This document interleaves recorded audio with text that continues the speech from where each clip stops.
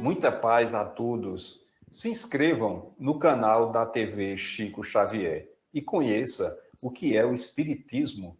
Dê o seu like e compartilhe os nossos vídeos. Conteúdos genuinamente espírita. Pela corrente nervosa, conhecendo as palavras pela qual ele está formando, com uma certa prévia, né?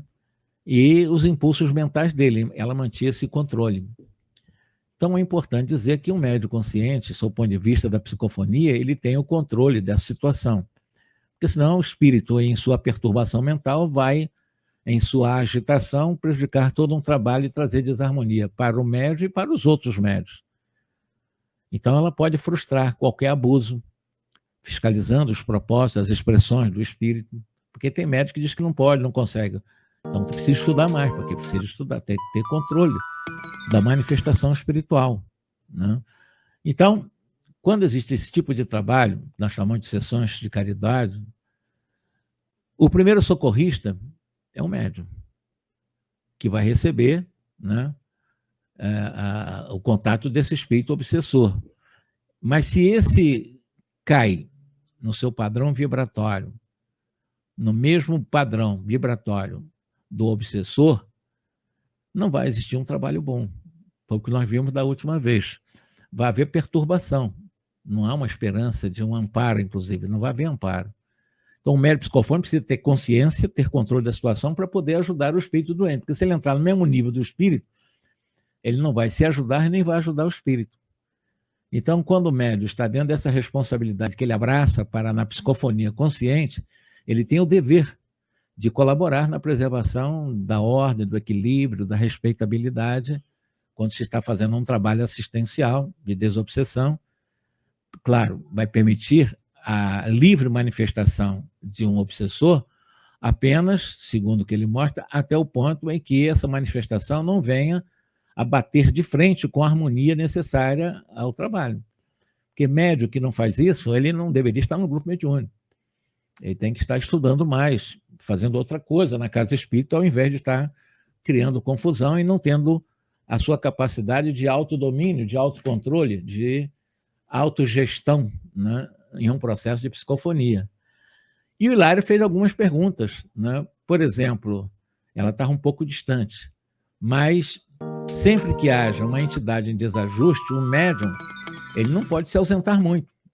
Ele precisa estar muito mais próximo para ter esse controle, porque se Eugênia se afastar muito, aí vira bagunça. Então, o médium, quando não tem equilíbrio, não pode nem se ausentar muito, ficar muito distante num processo psicofônico de seres espirituais com tormentos mentais. Com um demente em casa, como você tem um doente mental em casa, você precisa ter cuidado, porque senão ele quebra tudo, arrebenta tudo, vai jogar, taca fogo em casa. Tem que alguém estar perto dela, tem que estar vigiando. Então, quando os irmãos estão desequilibrados, é importante a presença do médium, estar mais próximo ali, isso é lógico, né? E a Eugênia estava preocupada, vigilante, claro, ali próximo do enfermo, né? Porque se houver qualquer tipo de uma situação mais abrupta do espírito, ela poderá tomar o próprio corpo rapidamente e não deixar virar bagunça ali. Porque está sendo realmente um verdadeiro vampiro ali. Então, o espírito deve ter uma energia péssima e não tem muita consciência do que está acontecendo. Então, o médico precisa ter controle da situação, controle total da situação.